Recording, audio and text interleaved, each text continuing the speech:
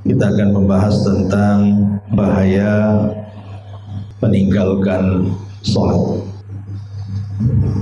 Pembahasan sholat adalah pembahasan yang sebenarnya biasa dibahas oleh para asatidz, tetapi karena pentingnya masalah sholat, tidak mengapa kita mengulang-ulang dan mengulas kembali, karena pentingnya permasalahan sholat dalam kehidupan kita sehari-hari. Ma'asyiral muslimin wal muslimat rahimani wa rahimakumullah. Dikisahkan dari kisah Israiliyat di zaman Nabi Musa alaihi salatu wassalam. Jadi ada seorang wanita mendatangi Nabi Musa alaihi salatu wassalam dan hendak bertobat, karena wanita ini sudah melakukan perzinahan dan hasil zinahnya dia pun hamil dan mengandung. Kemudian saat melahirkan dia benci dengan anaknya, maka wanita ini pun membunuh anaknya. Kemudian dia menyesal dan ingin bertobat. Datanglah wanita ini kepada Nabi Musa alaihi salatu wassalam. Maka mendengar wanita ini berzina, kemudian mengandung, kemudian melahirkan dan dibunuh anaknya, Nabi Musa marah. Dan Nabi Musa mengatakan, ma hadzal amalul azim alladzi fa'alti. Dosa apa ini? Dosa yang sangat besar yang kau lakukan. Ukhruji min hahuna qabla ayanzilallahu alaina naran minas samai bisababi ma fa'alti. Maka Nabi Musa alaihi salatu wassalam mengusir wanita ini dan mengatakan, sebaiknya kau keluar, pergi dari sini sebelum Allah turunkan api dari langit dengan sebab perbuatan. Maka wanita ini pun pergi, ketakutan dengan Nabi Musa. Maka tiba-tiba Allah subhanahu wa ta'ala mengutus malaikat dan menemui Nabi Musa alaihi salatu wassalam. Kemudian dikatakan kepada Musa, madza fa'alta bil mar'ati at-taibati. Wahai Musa, apa yang kau lakukan dengan wanita yang hendak bertobat itu? Kenapa kau usir dia? Maka Musa alaihi salatu wassalam berikan alasan bagaimana tidak usir dia. Dia sudah berzina, kemudian hamil, melahirkan, dibunuh pula anaknya. Maka aku usir wanita itu. Takut kalau seandainya tidak aku usir wanita itu, Allah akan turunkan api dari langit dan akan menghancurkan tempat ini. Maka malaikat ini mengatakan, ya Musa, amma wajadta afjaru minha. Wahai Musa, bukankah ada dosa yang lebih jahat dibandingkan yang dilakukan wanita itu? Bukankah ada dosa yang jauh lebih jahat dibandingkan yang dilakukan wanita itu? Maka Musa alaihi salatu wassalam bertanya kepada malaikat ini, mengatakan, wa ma afjaru minha. Dosa apa lagi yang lebih jahat dibandingkan wanita yang berzina, kemudian hamil, kemudian melahirkan dan dibunuh anaknya? Maka malaikat ini mengatakan, tarikus salati amidan muta'ammidan amaluhu a'zam mimma amilat hadhil mar'ah. Maka malaikat ini mengatakan, orang yang meninggalkan salat, dia meninggalkan secara sengaja dan disengaja, maka dosanya jauh lebih besar dibandingkan yang dilakukan wanita itu. Jadi kalau ada orang yang meninggalkan sholat, kata malaikat ini kepada Nabi Musa, itu dosanya lebih besar dibandingkan orang yang berzina, kemudian hamil, kemudian melahirkan, kemudian dibunuh anaknya. Jadi orang yang meninggalkan sholat lebih besar dosanya dibandingkan membunuh dan berzina. Itu kesimpulan dari kisah ini. Tetapi kisah ini adalah kisah Israiliyat. tidak bersanad. Dan kita tidak mungkin berpegang dengan kisah ini. Tapi walaupun demikian, walaupun kita tidak berpegang dengan kisah ini, kita berpegang dengan Al-Quran dan Sunnah Nabi Sallallahu Alaihi Wasallam. Apa yang diisi daripada kisah yang kita kisahkan ini adalah benar. Bahwa orang yang meninggalkan salat itu jauh lebih jahat dibandingkan orang berzina, narkoba, mencuri, merampok, berjudi, dan begitu seterusnya. Dan itu dikatakan oleh Al-Imam Ibnul Qayyim rahimahullah ta'ala dalam kitabnya. Beliau mengatakan, la yakhtaliful muslimun, tidak ada khilaf kaum muslimin, kata Imam Ibnul Qayyim, anna tarkas salatil mafrudati amdan, bahwa siapapun yang meninggalkan salat 5 waktu secara sengaja, min a'zamidz dzunub, termasuk sebesar-besarnya dosa. Wa anna ithmahu a'zam min ithmi qatli nafsi wa akhdil amwal wa min ithmi zina was sariqati wasyurbil khamri. Dan dosa orang yang meninggalkan salat jauh lebih besar dibandingkan membunuh, dibandingkan mengambil harta orang, dibandingkan berzina, dibandingkan mencuri, dibandingkan minum khamr, dan begitu seterusnya. Jadi orang meninggalkan salat itu bahaya. Cuman anehnya di masyarakat ini, kalau ada orang meninggalkan salat kayaknya tenang-tenang saja kan gitu. Kalau kita ini punya tetangga pembunuh, dan cara membunuhnya sadis gitu ya, mungkin dengan cara dimutilasi, rasanya udah kita ini mungkin melaknat orang itu. Atau ada orang pesta narkoba di depan rumah kita, wah mungkin kita melaknat-laknat lah. Tapi berapa banyak orang-orang yang meninggalkan sholat di depan kita, kita biasa-biasa saja. Padahal orang yang meninggalkan sholat itu dosanya jauh lebih besar dibandingkan narkoba, dibandingkan berzina, dibandingkan membunuh, dibandingkan khamr, dan begitu seterusnya. Kenapa kok orang meninggalkan sholat itu lebih besar dosanya dibandingkan orang minum khamr? Karena meninggalkan sholat ini diperselisihkan para ulama tentang keislamannya. Orang kalau meninggalkan sholat itu diperselisihkan keislamannya. Apakah dia masih muslim ataukah sudah kafir?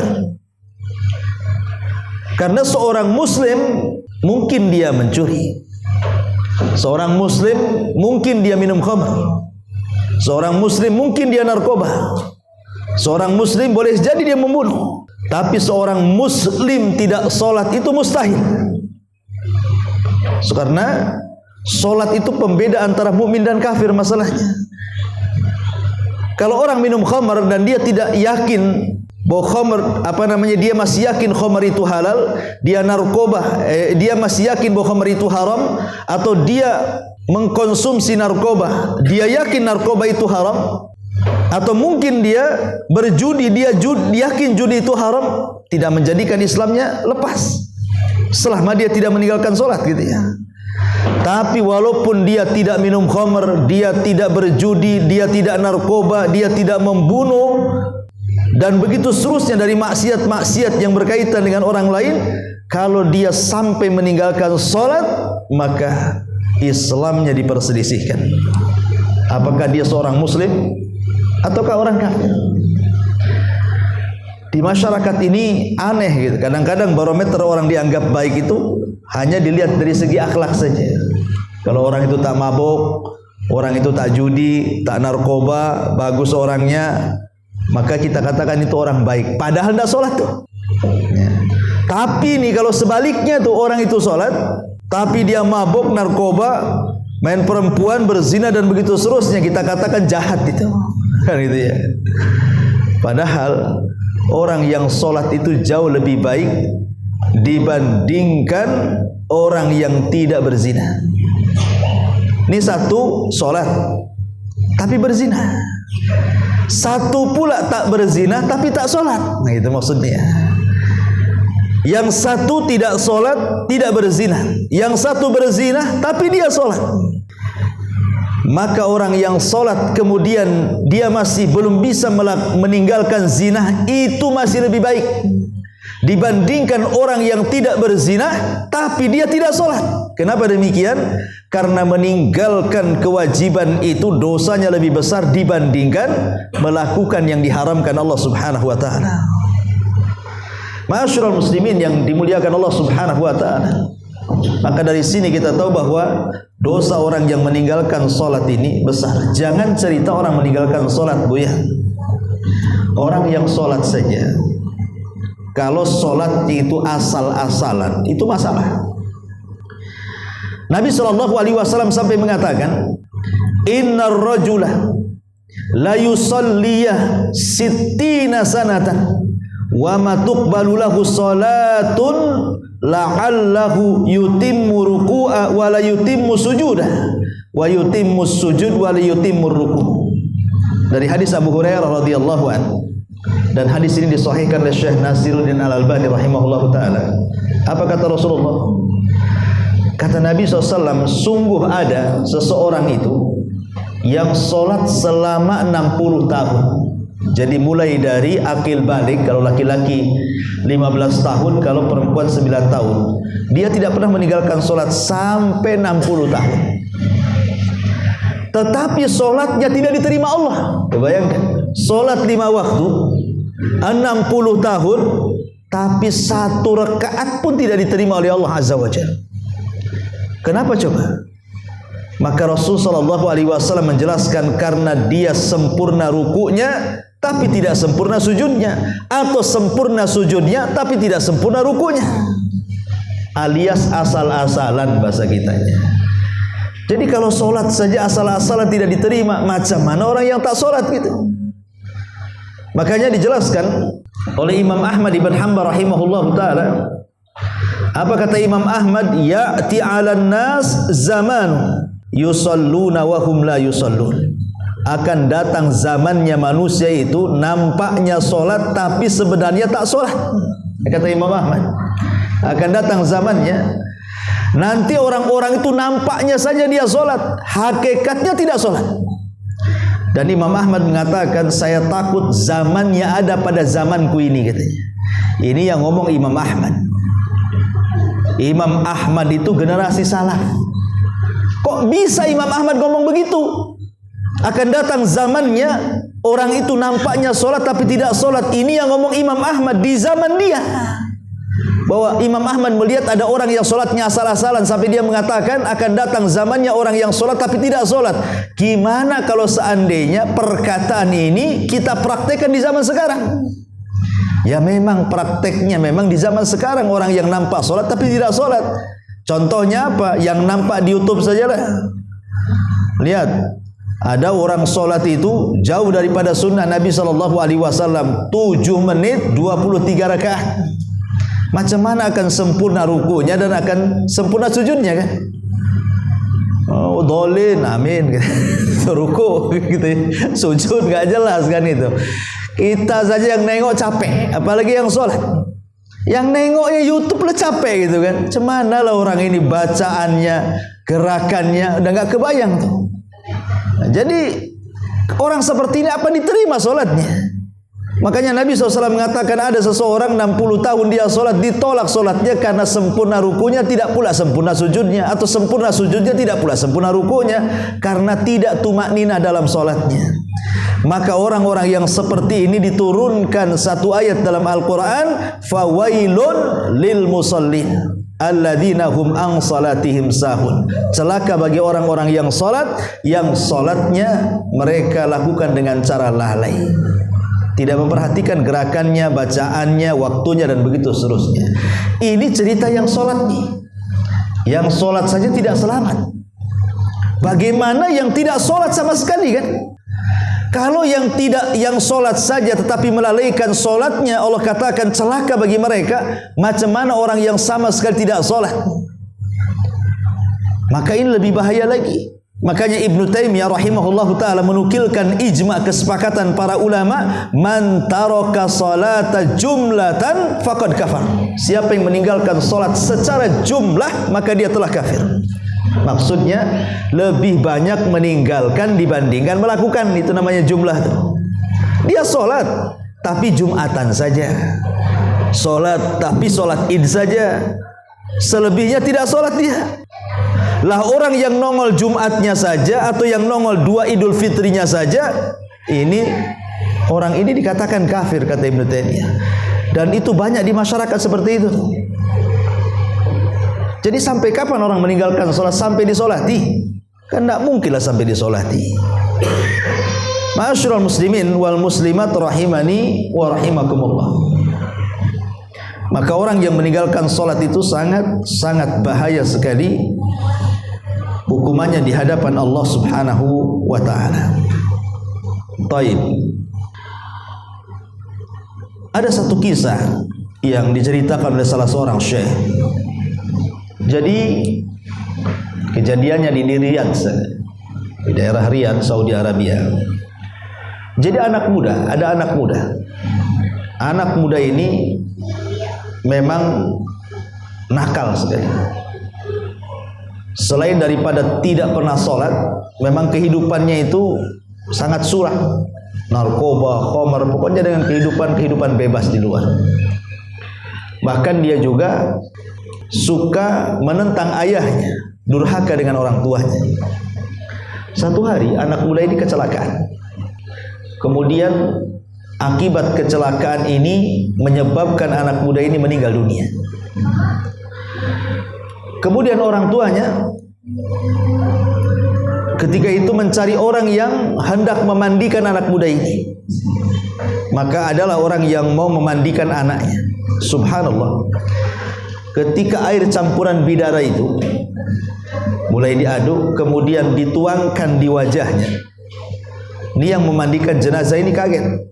Karena ketika disentuh dengan air yang sudah dicampur bidara itu, tiba-tiba mukanya gosong, kayak disiram dengan air keras, padahal air biasa sama daun bidara.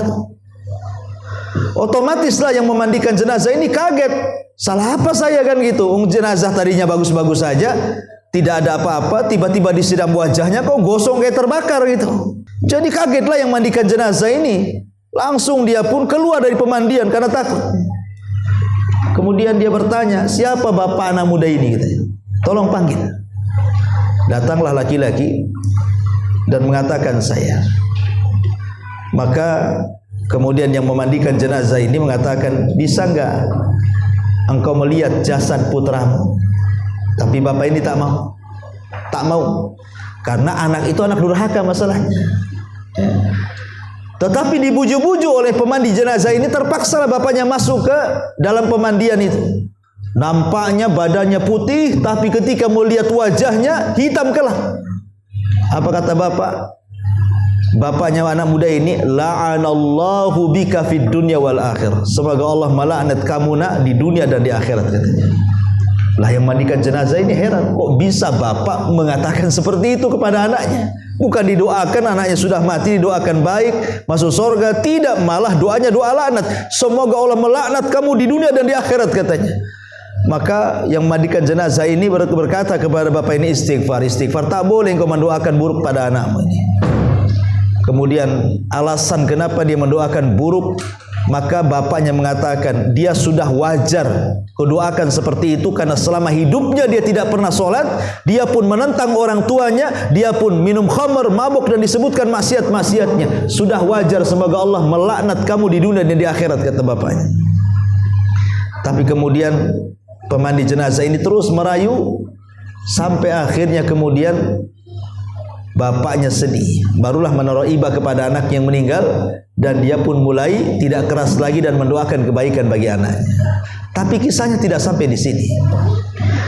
Jadi ketika kemudian jasadnya ini dibawa ke pekuburan, lah kebetulan yang masuk ke liang lahat itu kakaknya, saudaranya, saudara kandungnya masuk ke liang lahat. Kan di antara sunnah meletakkan jenazah di lubang itu adalah menghadapkan wajah ke kiblat. Itu di antara sunnahnya kan. Kalau kita meletakkan jenazah di kuburan, maka wajah itu diarahkan ke kiblat. Subhanallah. Setiap saudaranya ini mengarahkan wajahnya anak muda ini ke arah kiblat, tiba-tiba lehernya berputar sendiri. Tidak mau dia mengarah ke kiblat. Mukanya itu membelakangi kiblat terus. Kemudian diputar lagi sama saudaranya, mutar lagi kepalanya, mutar sendiri. Takutlah jadinya. Orang sudah mati kok bisa mutar-mutar itu lehernya tuh. Akhirnya terperanjatlah saudaranya naik ke atas kuburan. Kemudian dia mulai menghubungi salah seorang ulama, ya, menceritakan kisah ini dan apa yang harus dilakukan. Kata ulama yang dihubunginya berfatwa, dah kalau memang wajahnya tidak bisa diarahkan ke kiblat dan dia malah bukan tidak mengarah ke kiblat tapi membelakangi kiblat, ya sudah dikuburkan seperti itu saja katanya. Akhirnya pun dikuburkan mayat itu seperti itu. Wajahnya tidak mau menghadap kiblat, naudzubillah, karena semasa hidupnya tidak sholat. Semasa hidupnya tidak pernah sholat anak muda ini. Jadi syekh itu yang ditanya itu heran, kok ada anak muda bertanya soal orang yang dimasukkan ke liang lahat yang tidak bisa mukanya dihadapkan ke kiblat. Ini peristiwa pertama kali terjadi nih. Jadi syekh ini yang diminta fatwanya heran, kok bisa? Kok ada orang yang sudah mati kok bisa bergerak sendiri gitu? Maka saudaranya mengatakan, iya syekh, saya tuh tidak tahu juga kok bisa terjadi seperti itu. Tetapi masalahnya memang saudaraku tidak pernah melakukan sholat. Kata syekh, oh boleh jadi itu penyebabnya. Ketika dia benci menghadap kiblat, maka Allah tidak redha saat kematiannya wajahnya menghadap kiblat. Allah putarkan. Ya, karena Nabi SAW mengatakan, man ahabba liqa Allah ahabballahu liqa'ah wa man kariha liqa Allah karihallahu liqa'ah. Barang siapa yang cinta berjumpa dengan Allah, Allah cinta berjumpa dengan dia. Tapi siapa yang benci berjumpa dengan Allah, Allah pun akan benci berjumpa dengan dia. Orang yang tidak pernah berjumpa dengan Allah dalam solatnya, karena kan solat itu kan perjumpaan kita dengan Allah. Sebagaimana Allah Subhanahu wa taala berfirman, wa innaha lakabiratun illa 'alal khashiin alladzina yadhunnuna annahum mulaqu rabbihim. Sesungguhnya salat itu berat kecuali orang-orang yang khusyuk. Siapa orang yang khusyuk? Orang-orang yang dalam yakin dalam salatnya dia sedang berjumpa dengan Rabb mereka. Maka orang-orang yang salat itu hakikatnya sedang berjumpa dengan Allah Azza wa Jalla. Makanya saat wafatnya maka dia akan dihadapkan ke kiblat sebagaimana kesukaannya saat dia masih hidup. Tapi anak muda ini tidak suka dia sholat, benci dengan sholat, benci dengan kiblat, maka sudah sewajarnya Allah kemudian balikkan mukanya membelakangi kiblat. Naudzubillah. Nih bagaimana siksaan orang yang meninggalkan sholat itu, sudah mendapatkan siksaan di dunia itu sebelum akhirat. Bahkan orang yang meninggalkan sholat ini adalah salah satu penyebab dihilangkan cahaya pada wajah-wajah kita pada hari kiamat. Padahal cahaya itu sangat berhajat untuk kita pada hari kiamat, karena hari kiamat itu gelap gulita masalahnya. Kita berhajat kepada cahaya. Nabi SAW mengatakan dalam sebuah hadis, man hafadhu 'alaiha kanat lahu nuran wa burhanan wa najatan yaumal qiyamah wa man lam yuhafid 'alaiha lam yakun lahu nurun wala burhanun wala najatun wa khusyira yaumal qiyamah ma'a fir'auna wa haman wa qarun wa ubay ibn khalafin. Apa kata Nabi SAW? Barang siapa yang menjaga 5 waktu salat, maka Allah akan berikan cahaya bukti keselamatan kelak pada hari kiamat. Tetapi orang-orang yang mereka tidak menjaga solat di dunia, maka mereka akan dicabut cahayanya, dicabut keselamatannya, dan dicabut bukti-buktinya ketika menghadap Allah Subhanahu wa taala, dan akan dikumpulkan pada hari kiamat bersama Fir'aun, bersama Haman, bersama Qarun, bersama Ubay bin Khalaf. Lihat bagaimana ancaman dari Nabi SAW, ngeri. Ya, karena cahaya kita akan dicabut. Yang kedua, kita satu neraka dengan Qarun, satu neraka dengan Haman, satu neraka dengan Ubay ibn Khalaf, dan satu neraka dengan Fir'aun. Naudzubillah. Pertanyaan pun muncul, kenapa yang disebutkan dalam hadis ini hanya 4 tokoh kafir? Pertama Fir'aun, yang kedua Haman, yang ketiga Qarun, dan yang keempat Ubay ibn Khalaf. Ini kan semuanya kafir nih. Kenapa itu yang disebut? Alasannya pertama, kenapa yang pertama disebut Fir'aun? Karena yang menyebabkan orang malas sholat itu adalah kekuasaan. Orang kalau sudah jadi bupati, jadi gubernur, jadi menteri, anggota dewan, presiden, dan begitu seterusnya. Orang kalau sibuk dengan jabatan, maka akan dilalaikan dari sholat. Makanya dikumpulkan bersama Fir'aun, ataupun dikumpulkan bersama Haman. Haman itu siapa? Haman itu Perdana Menteri Fir'aun. Dan kita tahu bahwa menteri-menteri yang menyokong presiden tentu mereka akan mempertahankan posisi. Jangan sampai turun dari posisi mereka, kan gitu. Lah ketika mereka menjadi para penjilat penguasa, kemudian mereka takut posisinya digeser, disitulah mulai orang itu meninggalkan sholat, karena akan sibuk memikirkan itu saja. Kemudian juga Rasulullah SAW berbicara tentang korun. Maksudnya adalah isyarat kepada harta, karena korun itu kan identik dengan harta. Kalau cerita korun pasti cerita harta. Lah salah satu penyebab orang meninggalkan sholat atau lalai dari sholat itu adalah harta. Adapun bicara tentang Ubay ibn Khalaf, Ubay ibn Khalaf ini seorang pedagang yang kesana kemari itu, karena di antara orang yang lalai sholat itu adalah ketika sibuk dengan dunia perniagaan. Makanya disebutkan 4 orang ini, Korun, Haman, Fir'aun, dan Ubay ibn Khalaf. Ma'asyiral muslimin wal muslimat rahimani wa rahimakumullah. Kita tahu bahwa sholat ini diwajibkan berbeda dengan ibadah yang lainnya. Kalau puasa, kemudian zakat, kemudian haji, itu kan disyariatkan di bumi. Tapi sholat ini disyariatkan di langit. Jadi Nabi SAW diundang oleh Allah sampai menembus 7 lapis langit sana, sampai ke Sidratil Muntaha. Kemudian disyariatkan sholat 5 waktu. Jadi dari segi pensyariatannya aja berbeda. Dan Nabi SAW betul-betul mempraktikkan sholat. Rasul ini selain daripada 17 rakaat sholat wajib, ditambah dengan sholat malam berapa? 11 rakaat. Ditambah dengan 12 rakaat rawatib. Berarti dalam satu hari semalam Rasul berapa kali sholat? 40 rakaat, ya kan? Coba 17 rakaat ditambah 11 rakaat ditambah 12 rakaat, kan jatuhnya 40 rakaat tuh. Setiap hari Rasul itu sholat 40 rakaat loh. Dari sholat wajibnya, kemudian sholat malamnya, kemudian rawatibnya.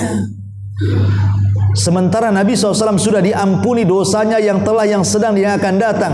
Tapi dalam sehari Rasul sholat bisa sampai 40 rakaat. Lah kita loh yang gak dijamin keselamatan kita, tidak dijamin dosa kita diampuni, kok malas pula untuk melaksanakan sholat. Ya, aneh kan gitu. Rasul saja sholat 40 kali dalam satu hari satu malam. Ma'asyiral muslimin yang dimuliakan Allah Subhanahu wa taala, yang menarik adalah ada seorang sahabat namanya Al-Miswar ibn Mahramah. Al-Miswar ibn Mahramah. Lah Miswar ibn Mahramah ini satu ketika masuk di saat detik-detik Umar ibn Khattab radhiyallahu an sedang mengalami sakit dan hampir mati karena ditusuk oleh Abu Lu'lu al-Majusi. Tiba-tiba Umar radhiyallahu an ketika melihat Al-Miswar ibn Mahramah ini, setelah menjenguknya kemudian hendak keluar, dipanggil oleh Umar dan mengatakan, la hadda fil Islam liman taraka shalah. Tidak ada bagian dalam Islam orang yang meninggalkan salat, kata Umar. Makanya saat-saat detik wafat itu Rasulullah SAW hanya memberikan 2 wasiat saja kan, salat dan jaga budak-budak cahaya. Budak-budak sahaya yang kalian beli atau kalian lindungi, suruh dijaga. Jadi Rasul itu berwasiat sebelum wafatnya cuma 2 ini. Dan ingat bahwa saat detik-detik wafatnya Rasul itu kan tidak banyak waktunya. Harusnya Rasul kan memilih wasiat-wasiat yang penting kan, karena waktunya terbatas. Orang mau mengalami ajal kan terbatas. Berarti kan ketika menyampaikan wasiat itu tidak lama tuh. Tetapi dalam waktu yang singkat Nabi SAW sebelum wafatnya mengingatkan 2 perkara. Pertama, jangan tinggalkan sholat.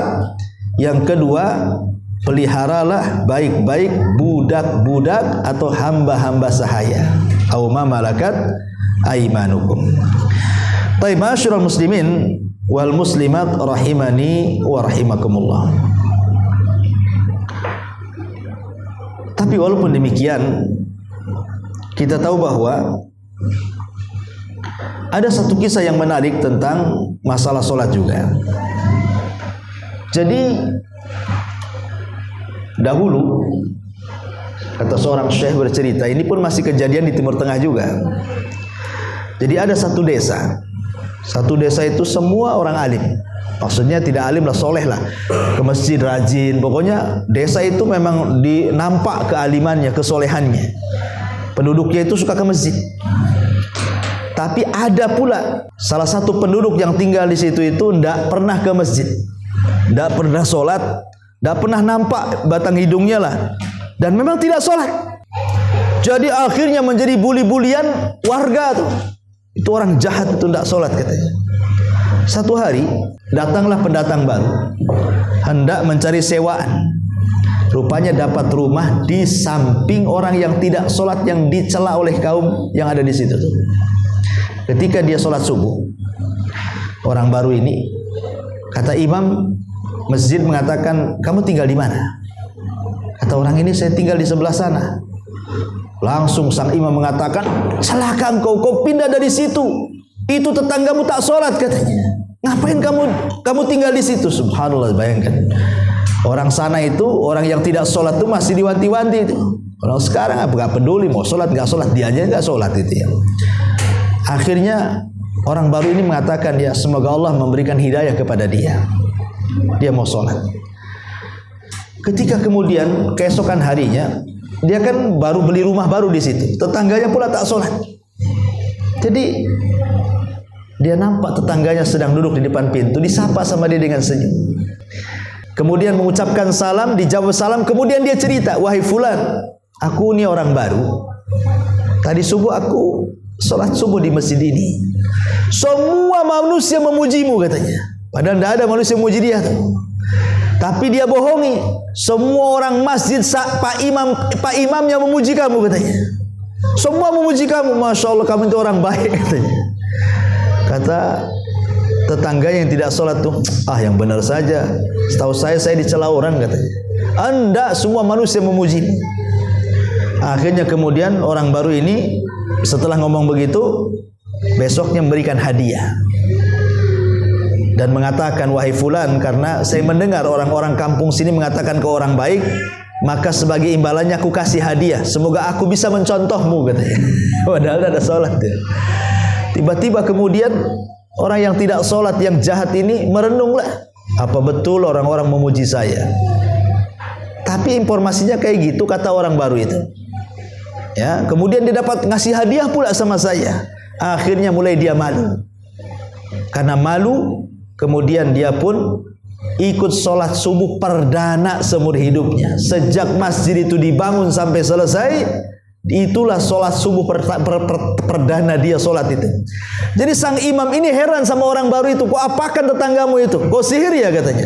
Anda, aku hanya ngobrol-ngobrol, kemudian aku kasih hadiah. Tiba-tiba dia mau diajak ke masjid ini dan sholat fajar di sini. Subhanallah, bayangkan.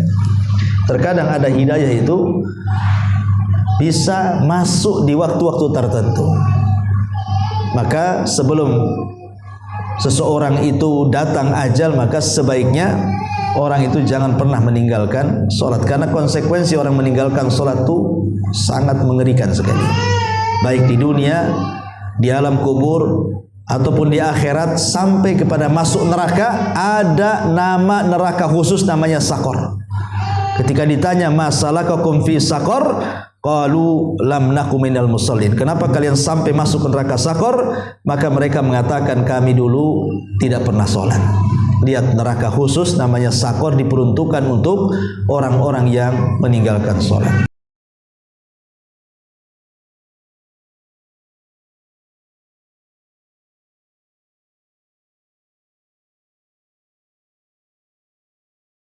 Subhanallah